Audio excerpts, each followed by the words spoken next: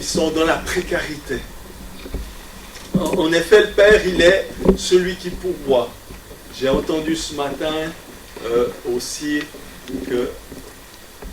qu'il est le Père des orphelins et il est le défenseur des veuves. Amen. Amen. On entend tellement le mari des veuves, mais il est plutôt le défenseur des veuves. Amen. Amen. Il est celui qui vient pour soutenir celui qui est dans la disette, dans la difficulté, qui est dans un problème. Parce que à l'époque, dans l'Ancien temps, dans l'Ancien Testament, mais il n'y a pas si longtemps en Europe non plus, lorsque une veuve se retrouve seule, il n'y avait pas l'AVS, il n'y avait pas le deuxième pilier, il n'y avait pas tout cela. Et on voit en Afrique aussi, nous avons ce soutien qui doit venir des enfants lorsqu'il y a une veuve. Amen. Amen. Ici, on a uniquement à compter sur Dieu. Donc, quand cette famille ou cette situation devient extrême, en qui pouvons-nous nous confier, si ce n'est envers l'Éternel? On va lire dans le livre de Job, chapitre 31. Alors, prenons tous ensemble, vous avez vos Bibles. Amen. À droite, ils ont leur Bible. À gauche, vous avez vos Bibles. Amen. Voilà. Alors, le livre de Job.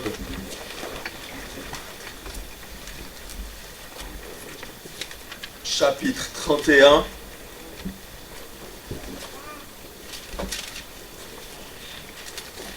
Le verset 21.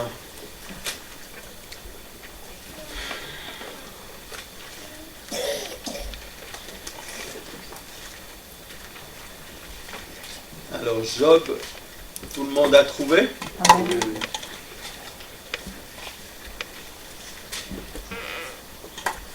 Alors, Job 31, verset 21, nous dit,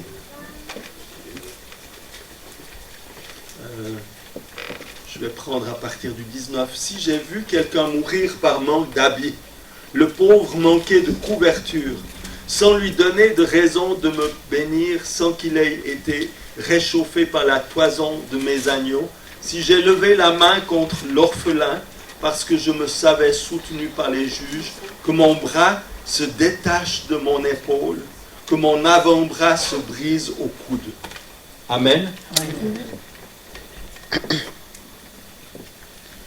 La parole de Dieu nous dit ici que si nous ne faisons pas ce qui est juste devant Dieu, devant le Seigneur, si nous ne rendons pas un service à l'orphelin, à la veuve, que ton bras tombe.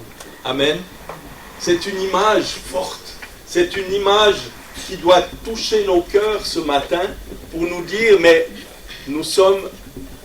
on n'est peut-être pas millionnaires, on n'est peut-être pas dans l'opulence, mais nous avons à manger, nous avons à boire, nous avons tout ce dont nous avons besoin dans notre vie. Et là, la Bible nous dit que si tu ne fais pas, tu es en train de pécher. Amen. Donc le Seigneur ce matin nous appelle au travers de cette parole de Job à comprendre que toi et moi, nous avons une responsabilité très importante dans ce monde. Je réfléchissais à ce monde aujourd'hui. C'est effarant ce qu'on voit dans ce monde. Il y a une multitude de gens qui meurent parce qu'ils mangent trop, parce qu'ils mangent mal, parce qu'ils sont dans l'opulence de cette malbouffe qui est dans ce monde et qui amène des hommes, des femmes, des gens à être dans des difficultés physique. Et il y a une autre partie qui meurt de faim. Il y a une autre partie qui est en mauvaise alimentation, en sous-alimentation. Et puis, nous, on est au milieu.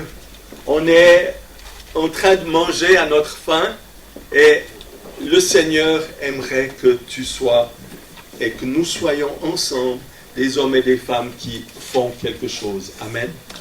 On va lire le psaume 94. Le psaume 94 au verset 6. La Bible nous dit encore ce matin, alors psaume 94 verset 6.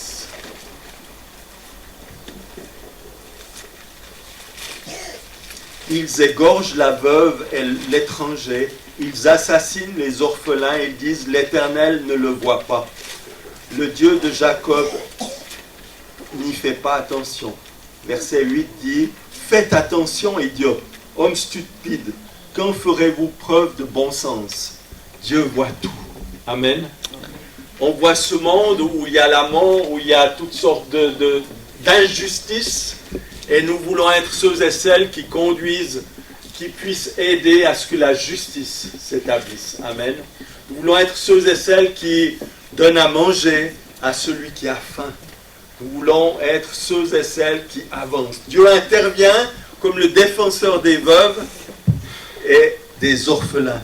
Dieu, dans sa miséricorde, établit des limites et proscrit toute forme de violence ou maltraitance à l'endroit de la veuve et de l'orphelin.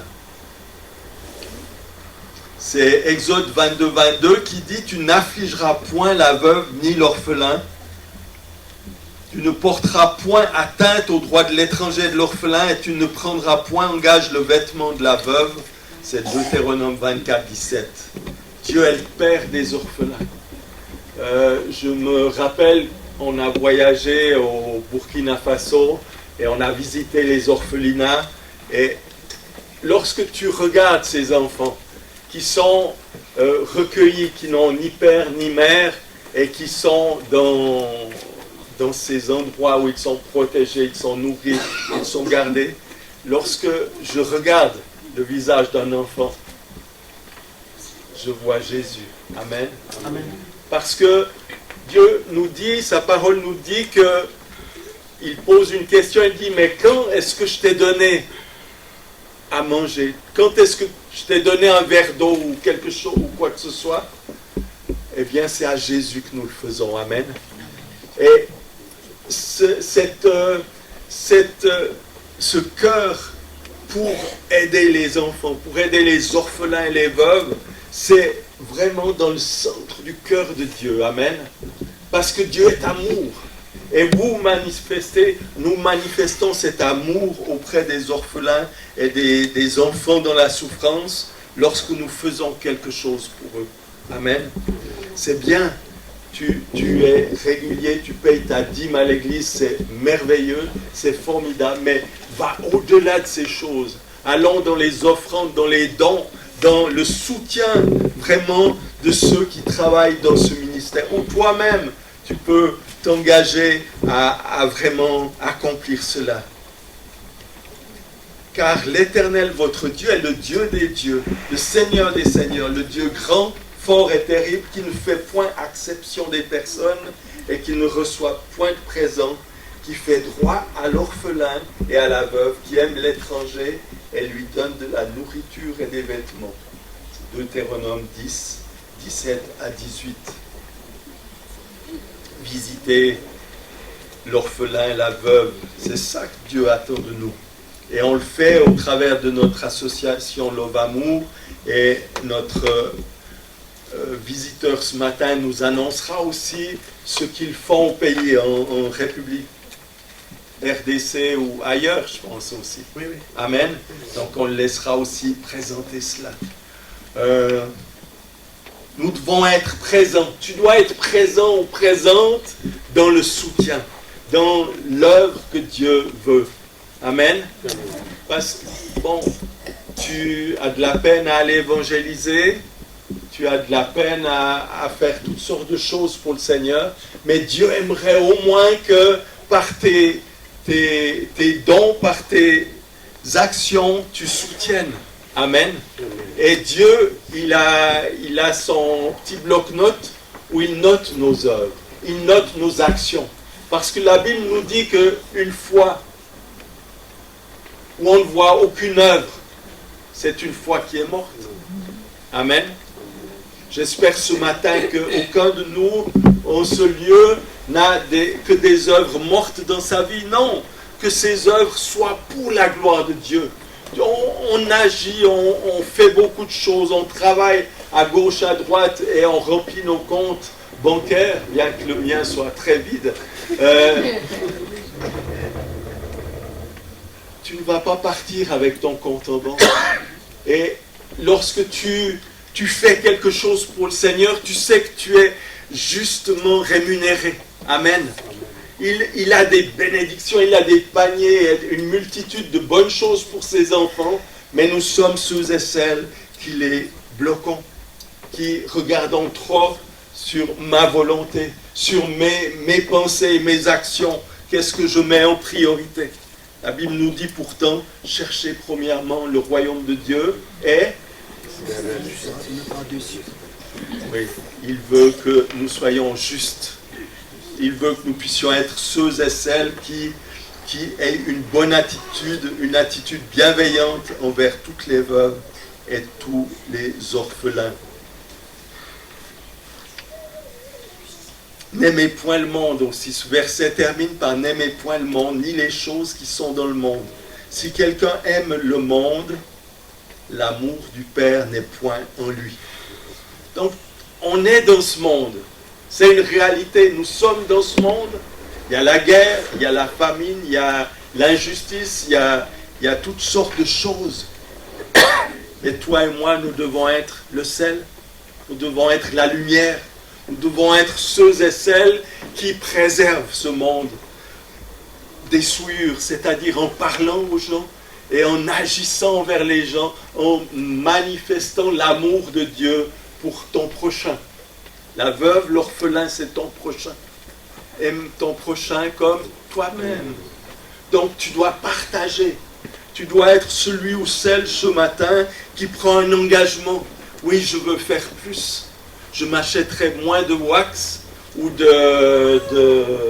c'est pas griffé ça vient d'Italie, mais c'est pas un machin qui coûte 1000 balles. Alors c'est de l'orgueil ça, c'est de l'inutilité, parce que tu as beaucoup plus de choses à faire pour les autres que pour toi-même, parce que c'est comme ça que le cœur de Dieu va agir et va s'occuper de ton cas, de ton propre cas. Mais si tu fais que de t'occuper de toi-même, ben, le Seigneur, il dit, débrouille-toi. Fais avec ce que tu as. Alors que lorsque tu sèmes, lorsque tu envoies cette semence, lorsque tu agis pour la gloire de Dieu, eh bien, Dieu va se manifester lui-même dans tes problèmes, dans tes situations. Et le Seigneur, ce matin, aimerait te dire, continue à progresser dans ses œuvres pour la gloire de Dieu, au nom de Jésus-Christ. Amen. Amen. Philippiens 4:8, quelqu'un peut prendre rapidement ce verset?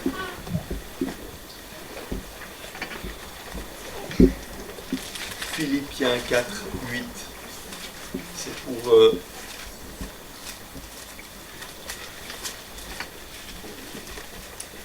Philippiens 4, verset 8.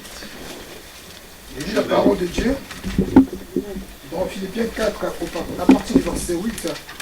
On reste frère que tout ce qui est vrai, tout ce qui est honorable, tout ce qui est juste, tout ce qui est pur, tout ce qui est aimable, tout ce qui mérite l'approbation, ce qui est vertueux et digne de louange, soit l'objet de vos pensées. Amen.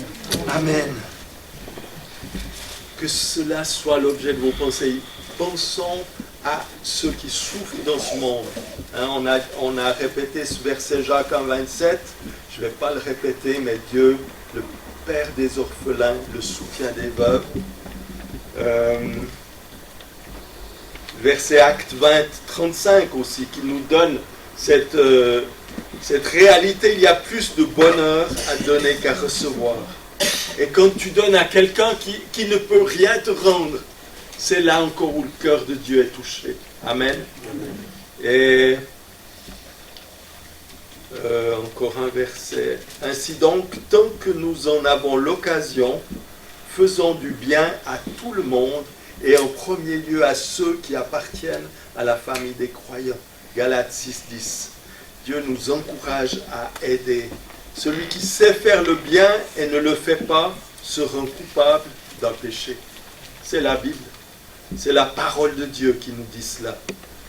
Et le verset de Proverbe 22:9 dit « L'homme qui regarde autrui avec bonté sera béni parce qu'il a partagé son pain avec le pauvre. » Et le dernier verset dit dans Proverbe 14:31 « Parce que ça rend gloire à Dieu, opprimer le pauvre, c'est outrager son Créateur, mais avoir de la compassion pour les indigents, c'est l'honorer.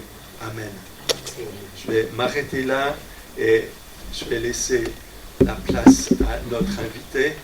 Simplement dire, Seigneur, merci de nous donner cette pratique de la religion pure que tu attends pour chacun de nous.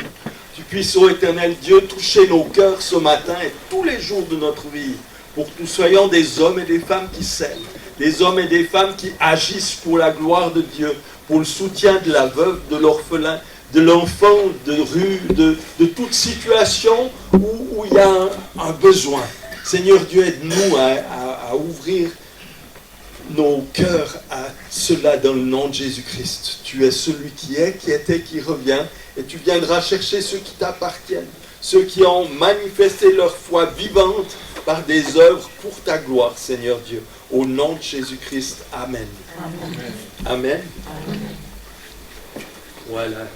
Alors, sans plus tarder, je vais accueillir, j'ai oublié mon papier de présentation.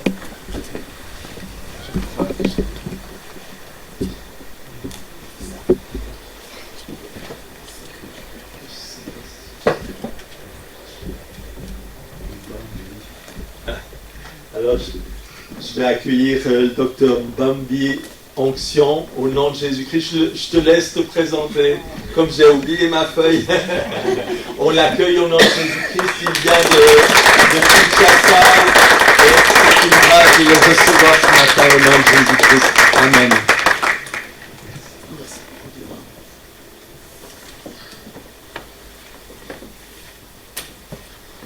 Shalom, l'Église de Dieu.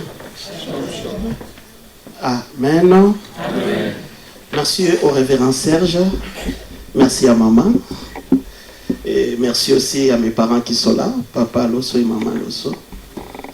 Merci à l'Église de Dieu. Amen. Amen. Ok. Je suis le révérend docteur Onction Mbambi, pasteur de l'église Palmier Salem à Kinshasa,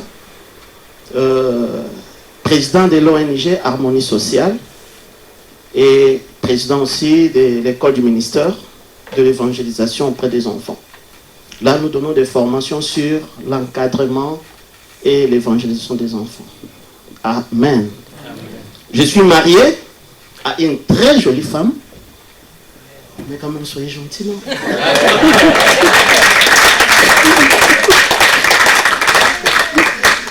Je suis marié, je disais, à une très jolie femme, Madame Grace Mbambi, père de 3 enfants, Omiel, Ongraël et Otiniel.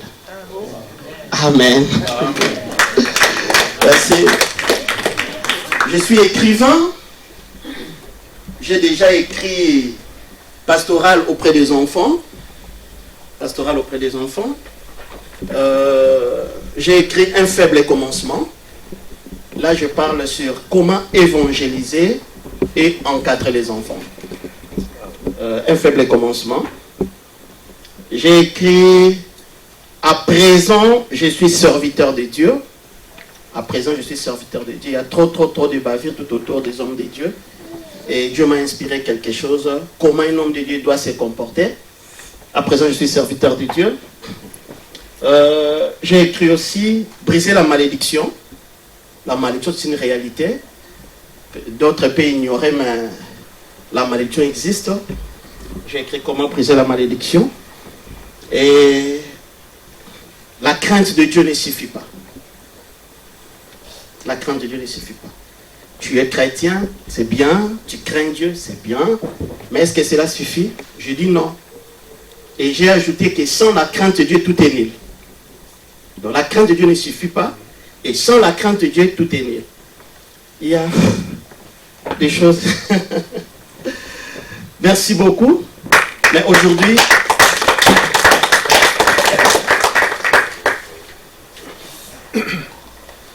par la grâce de Dieu, dans le même ordre d'idées avec mon révérend Serge, je vais lire un morceau de la parole de Dieu.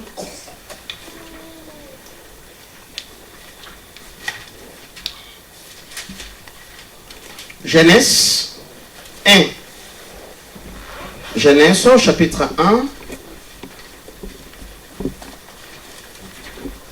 Je lis le premier verset jusqu'au 3e. Je lis au nom de Jésus. Au commencement, Dieu créa les cieux et la terre. La terre n'était que chaos et vide. Il y avait des ténèbres à la surface de l'abîme et l'Esprit de Dieu planait au-dessus de l'eau. Dieu dit qu'il y ait la lumière et il y eut la lumière. Amen. Amen. Amen. Amen. Est-ce qu'on peut partager la parole de Dieu? Amen.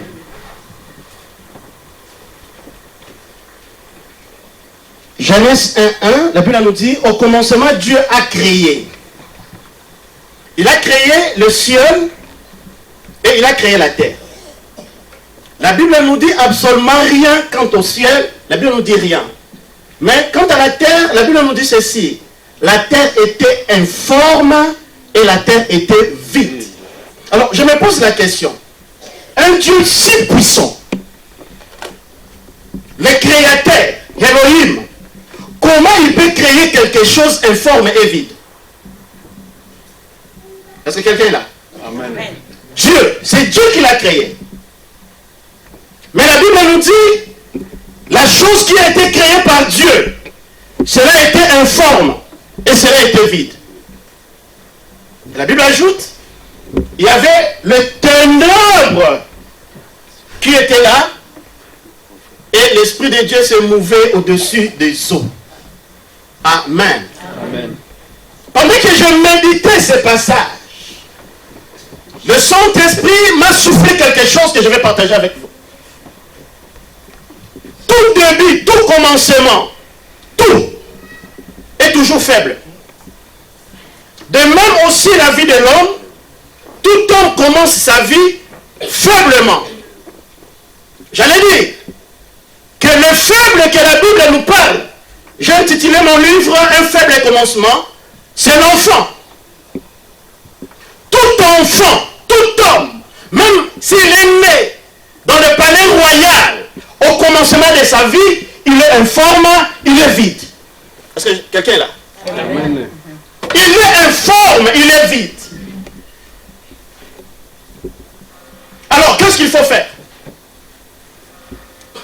Vu qu'il est informe, vu qu'il est vide, qu'est-ce qu'il faut faire?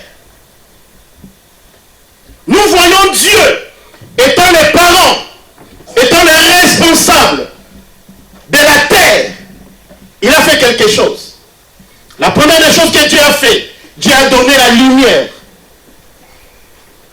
Je suis en train de dire ceci.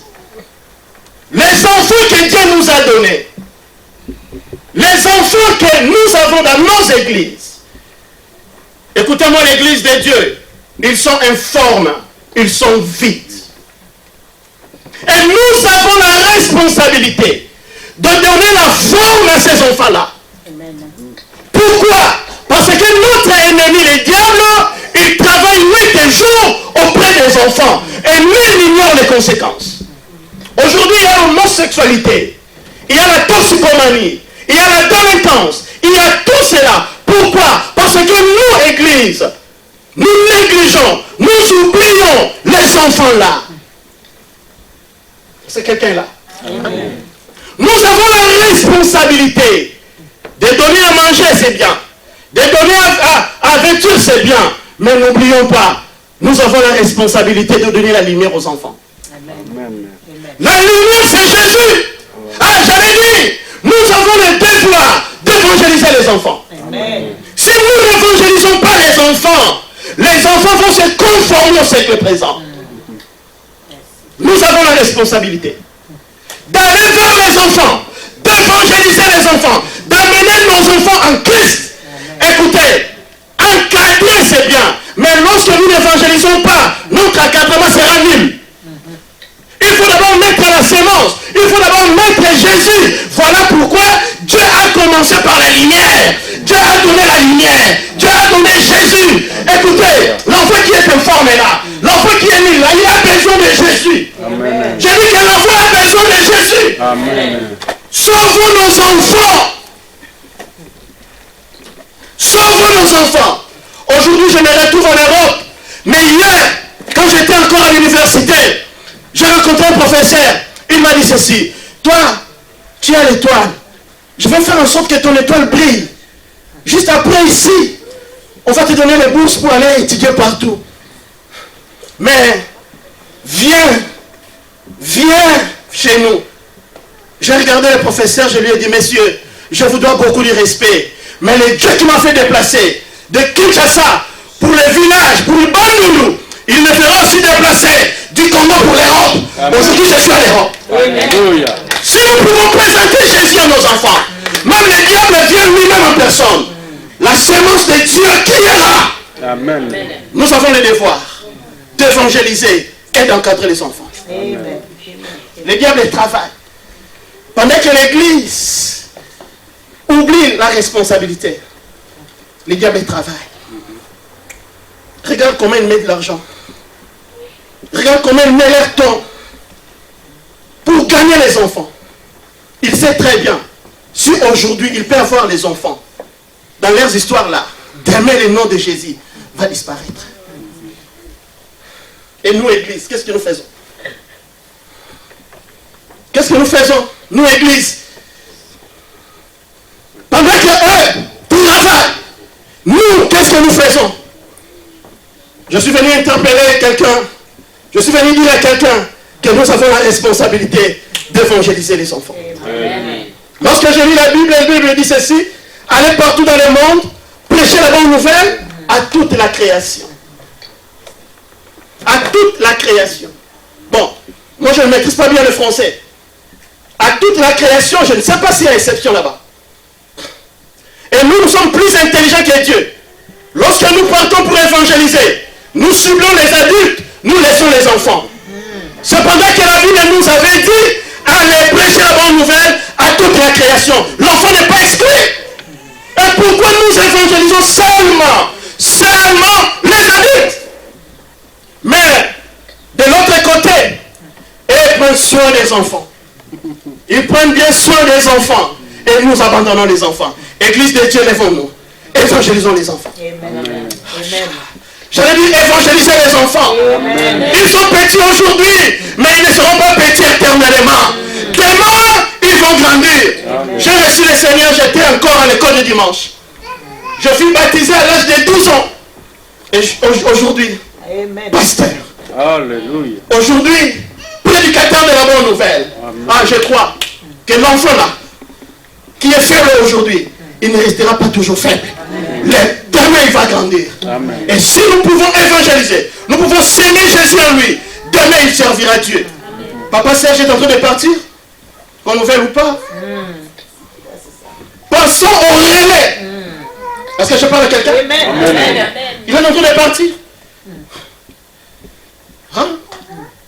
Hier, j'avais 12 ans, mais aujourd'hui, après-demain, passons au relais. Partout dans la Bible où il n'y a pas eu relais, c'était le désordre. C'était la crise. Passons au relais. L'église de Dieu. Est-ce que je peux parler? Amen. Oui, raison qui nous oblige à évangéliser les enfants. Permettez-moi d'ouvrir mon ouvrage. Oui, raison qui nous oblige à évangéliser les enfants. Pourquoi évangéliser les enfants? Oui, raison. Première raison, obéir à l'ordre suprême. Marc 16, le verset 15. Obéir à l'ordre suprême. Quel est l'ordre suprême? aller partout, prêcher la bonne nouvelle à toute la création. Nous devons obéir à ça. Première raison qui nous oblige à évangéliser les enfants.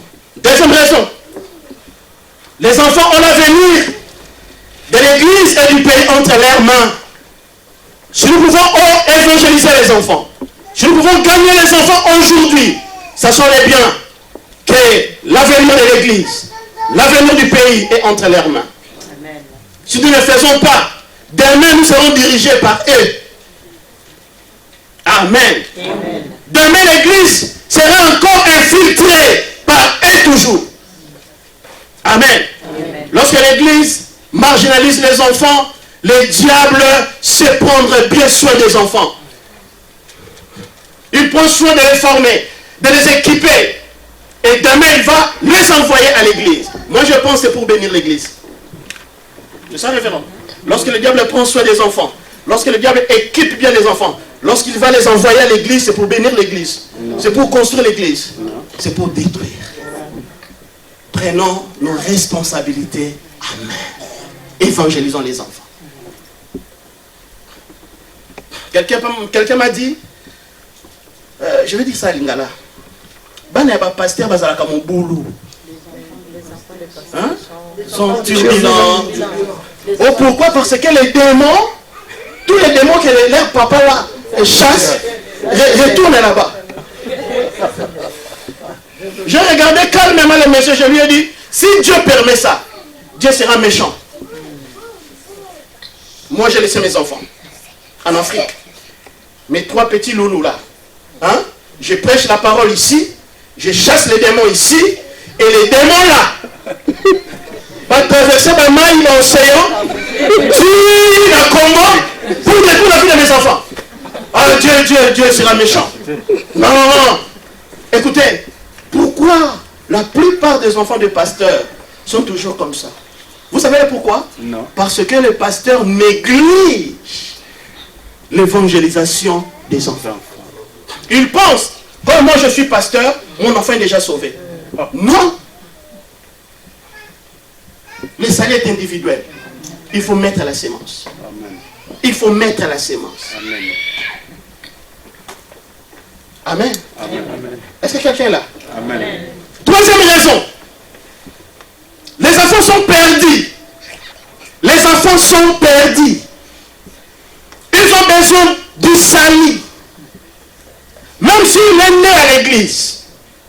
Pendant que je venais là, je vis une maman avec les jumeaux. Je bénis les jumeaux là au nom de Jésus. Ils sont où les jumeaux là? Ah, ils sont nés à l'église. Amen. Si nous ne présentons pas la parole de Dieu à ces enfants-là, demain ils vont quitter l'église pour rejoindre là-bas. Amen. Encadrer c'est bien, mais avant de commencer l'encadrement, il faut d'abord évangéliser. Il faut d'abord chercher que l'enfant soit sauvé. Amen. Amen. Je peux évoluer? Amen. Je disais que les enfants sont perdus. David est en train de dire ceci. Je suis né dans l'iniquité. Puis Psaume 51, le verset 7. Ma mère m'a conçu dans le péché. Job est en train de poser la question. Dans Job 14, le verset 4. Peut-il sortir quelque chose de pire?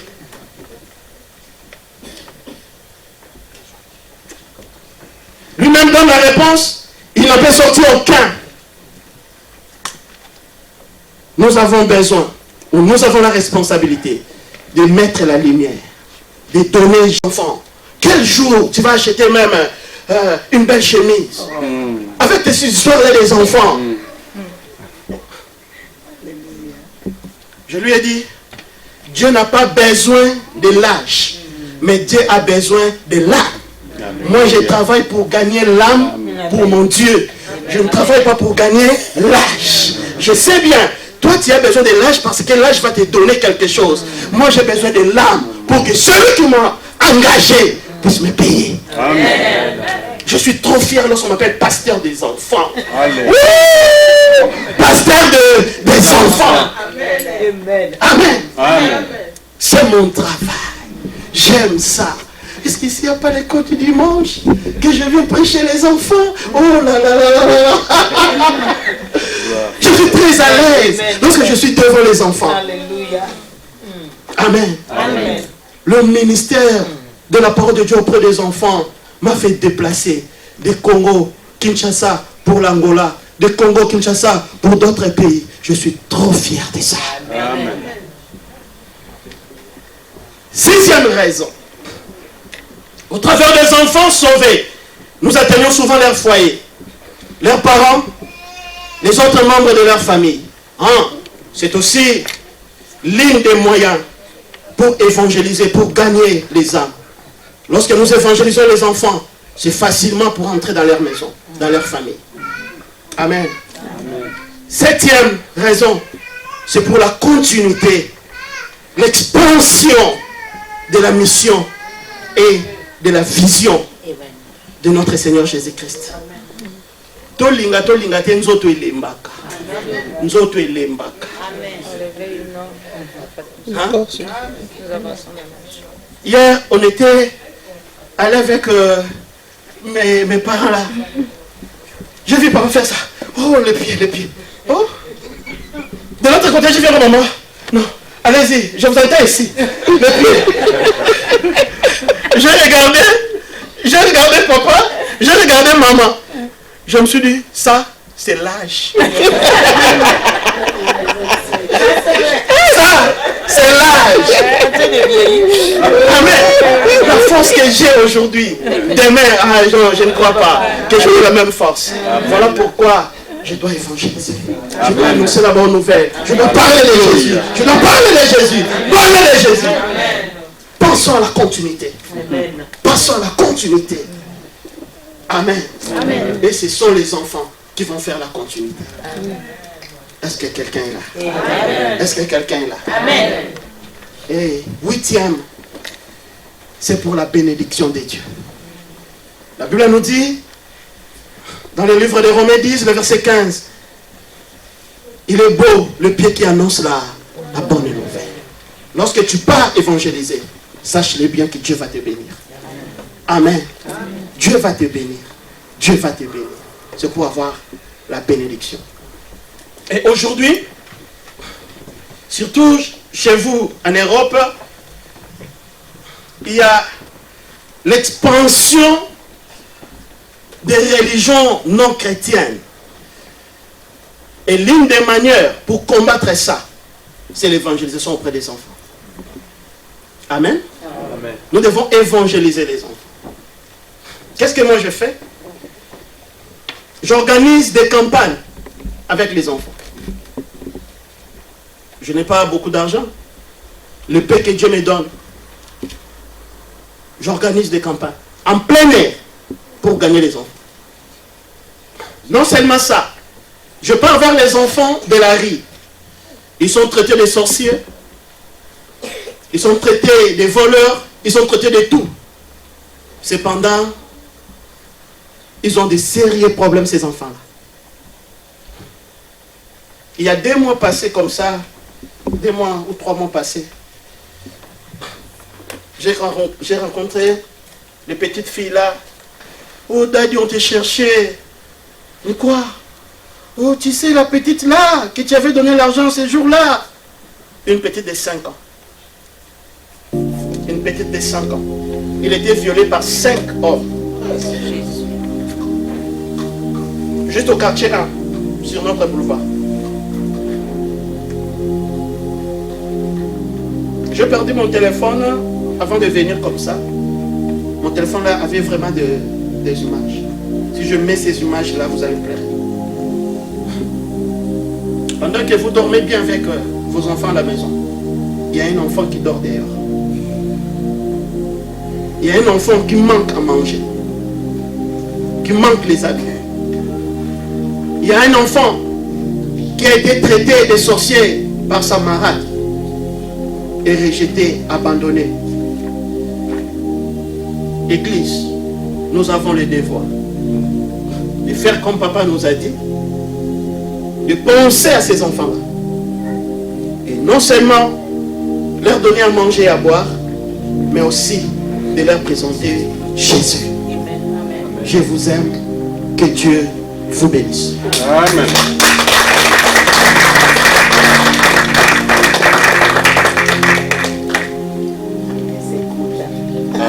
On a envie. Merci beaucoup. Merci, révérend. Tu peux, si tu as 10 minutes encore, c'est bon. Ok. Acclamons pour Dieu. Amen. Il y a une chanson. Un Congolais de Brazzaville avait chanté ça. Maman, interprétez ça. Interprétez ça. Koboko la mwana ya mbanda e keba obokoli elima. Attention keba neloko ya batri.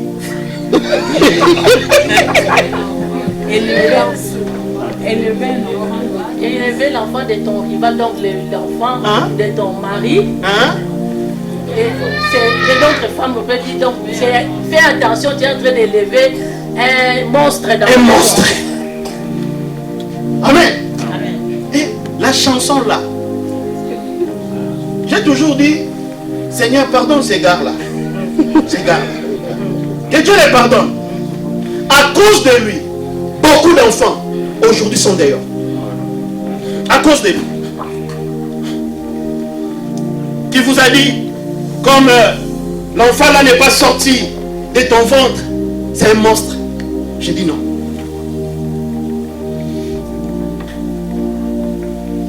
Des fois, je suis en face des enfants. Dis-moi un peu, comment tu es dehors? Parle-moi un peu. Oh non, lorsque mon père s'est séparé avec ma mère, la maman là m'a dit que je suis sorcière. Oh, c'est juste ça. Il y a un enfant de 6 ans comme ça, 6 ans, 7 ans comme ça. Je lui ai dit, moi je vais te ramener chez vous. Il a commencé à pleurer. Mais tu pleures pourquoi? À ton âge, dormir comme ça, pas des habits. Daddy, je ne fais pas. Bon, relate-moi un peu. Relate-moi un peu. Un garçon de moins de 7 ans, il me dira ceci, mon père est mort. Je suis resté avec ma mère. Et ma mère, c'est une commerçante. Elle quitte la maison à 5 heures pour rentrer tard. Et je restais souvent avec le mari de ma maman. Bien que je suis garçon, mais il couchait avec moi. Il couchait avec moi. J'ai dit cela à maman. Maman a dit tu mens. Et maman m'a tapé. Et comme j'ai refusé de coucher avec le papa là, voilà pourquoi je me retrouve ici. Le papa commençait à dire à maman que moi, Noazandoki, c'est un enfant sorcier. C'est un enfant sorcier. C'est un enfant sorcier. Daddy, retournez là-bas. Non, c'est mieux que je vive ici. Mais comment vous faites pour manger? Non, on ramasse des plastiques. On part vendre ça. Si on vend, on nous donne juste un petit rien. On mange. Des fois aussi, lorsque nous voyons quelqu'un avec un colis, on fait les porteurs pour qu'il nous donne quelque chose. Amen. Voilà pourquoi, lorsque ton cœur est touché, pour aider ces enfants-là, je te dis au nom de Jésus, Dieu va te bénir. Amen. Proverbe. Proverbe 21, le verset 13. Proverbe 21, le verset 13.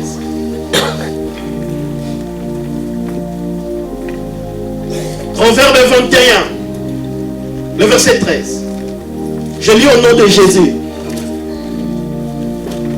Celui qui ferme son oreille au cri du plus faible criera lui aussi, et il n'aura pas de réponse. Il y a des faibles. Il y a des faibles quelque part. Ne fermons pas nos oreilles. nous avons le devoir de faire quelque chose. Permettez-moi de vous dire, dans ce petit gang-là, il y a aussi une partie pour ces enfants-là. Dans ce petit gang-là, comme salaire, il y a aussi une partie pour les faibles. Je lis dans ma Bible, la Bible me dit oui. Ephésiens 4, le verset 28. Dans tout ce que nous gagnons, le fruit de notre travail, Dieu nous recommande de donner à ceux qui en manquent. Que celui qui a bien compris ce message, qu'il soit béni par Dieu. Au nom de Jésus-Christ. Ah. Comment je...